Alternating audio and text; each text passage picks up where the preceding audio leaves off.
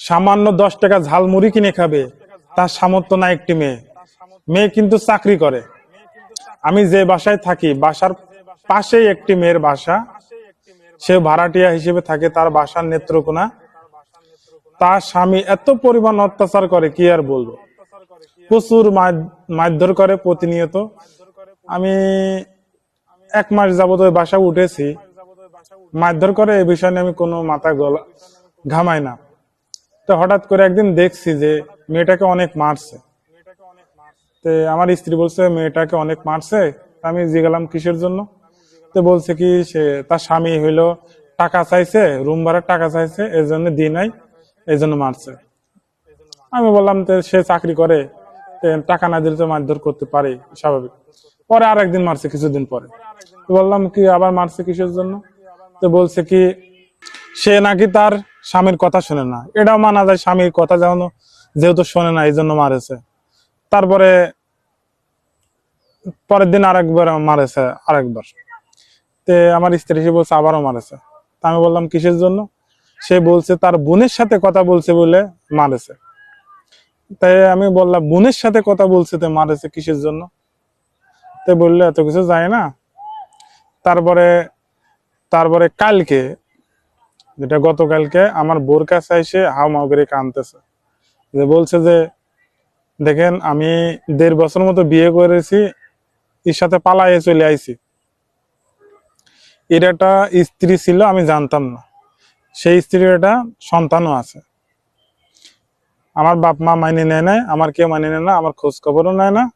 আর এদিকে আমার স্বামী খুব প্রচুর পরিমাণে অত্যাচার করে। মেয়েটা কান্না করে বলছিল যে আমি যে চাকরি করি 1 বছর 2 মাস মতো, এই চাকরির বেতনে যে টাকার যে স্বাদ, সেই টাকার স্বাদ এখনো গ্রহণ করি নাই।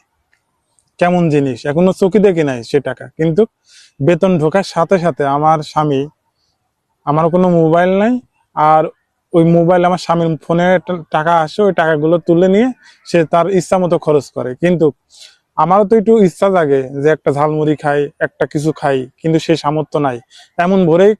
এমন কথা বলেই সে কান্নাকাটি করছিল। আমার আমি যে জায়গায় থাকি, আমি যে বাসায় থাকি, তার রান্না রান্না করতেছিল আর আমার কান্নাকাটি করছিল আমার বোর পাশে। তা আমি কি দেখি আমার খুব কলিজা লাগলো যে সে মেয়েটা ঝালমুড়ি খাবে। বাসা ওখানে যারা থাকে, যা চাকরি করে, তারা যায় টিফিনের সময় ঝালমুড়ি খায়, কিন্তু সে চাই দেখে সেই ঝালমুড়ি খাওয়ার সামর্থ্য সেই মেয়ের নাই। শুধু কান্না করে আর বুক ফাটা আত্মচিৎকার করে। কিন্তু সে কিন্তু চাকরি করে, কিন্তু সে সামর্থ্য নাই যে মুড়ি কিনে খাবে। তো এই কথা শুনে আমার খুব কলিজা লাগে। তারপর বললাম কি তোমার বাসা কোথায়, জিজ্ঞালাম আমার স্ত্রীর মাধ্যমে। সে বললো নেত্রকোনা। নেত্রকোনা তার বাসা, হাড়ি ভাঙ্গা নাকি একটা গ্রামে। তার বাপের নাম শহীদুল।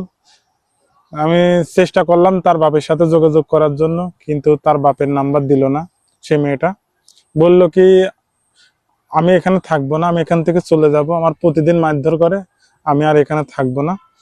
আমি 1 বছর 2 মাস মতো চাকরি করতেছি। চাকরি যেহেতু টাকা আমার দেয় না, আমি এই টাকা দিয়ে বাড়িতে একটি গরু কিনেছি আর একটি ছাগল কিনেছি। সেই ছাগলও বেচে আর গরু বেচে আমার শ্বশুর বাড়ির লোকজন খাইছে। সে মেয়েটা দুঃখ প্রকাশ করছে। পরে আমি বললাম কি তুমি যেতে চাও এখন। সে বললো হ্যাঁ আমি যেতে চাই, কিন্তু আমার তো জাতি দিবি না, আমি গোপনে চলে যাব। তারপরে তার বোনের একটি নাম্বার দিল আমার কাছে। আমি নাম্বারে প্রায় 2-3 ঘন্টা পরে কল দিলাম। কল দিয়ে বললাম কি লিপা আপনার কে হয়। বললে আপনি কে। আমি বললাম লিপাকে চেনেন। বললে হ্যাঁ চিনি, আমার ছোট বোন হয়। আমি বললাম আপনারা কয় বোন। সে বলল কি তার বোন বলল কি 4 বোন 2 ভাই। আমি বললাম যে আপনি একটা বোন আছে লিপা, তাকে খোঁজ নেন। বলল কি না, সে আমার সাথে কথা বলে না, আর আমরাও তার সাথে কথা বলি না। আমি বললাম কি আপনার মা বাপ কখনো যোগাযোগ করে না।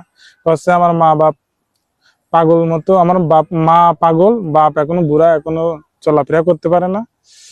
আর কয়দিন আগে বাপ টাকা চাইছিল, বাপের টাকা দিয়ে নাই বলে আমার সাথে যোগাযোগ করে না। তার একটি বোন বলছিল, বোন কিন্তু 4টা, কিন্তু খোঁজ খবর নেয় না কখনো। তাও বললাম আপনার ভাইয়ের ফোন নাম্বার দেন, ভাইয়ের সাথে কথা বলে। করলে ভাই আমার বোনের ধার ধারে না।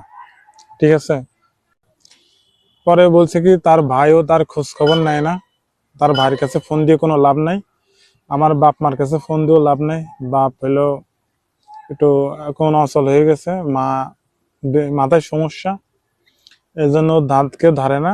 আমি একটা বোন আছি, যেহেতু আমাকে বিশ্বাস করে নাম্বারটা দিছে আপনার কাছে, সেহেতু আপনি আমার কাছে পাঠিয়ে দেন, প্রশংসা করা লাগবে না, আমি আপনার কাছে কৃতজ্ঞতা থাকবো। এভাবে বললো মেলা প্রায় 40 মিনিট মতো কথা হয়েছে তার বোনের সাথে। ওর বোনও অনেক আকুতি বিকুতি করছিল যে কিসের জন্য আমার বোন ওর মতো মানুষের কাছে পড়িয়া আছে, যে চাকরি করে যদি খাওয়া নিয়ে লাগে তো ও চাকরি করে খাবো গা। কিন্তু তার স্বামী কখনো চাকরি করে না, চাকরি করে পারে না, এদিকে ওদিক ফুটানি মারি বেড়ায়, মাছ ধরে বেড়ায়, বিভিন্ন রকম করে বেড়ায়।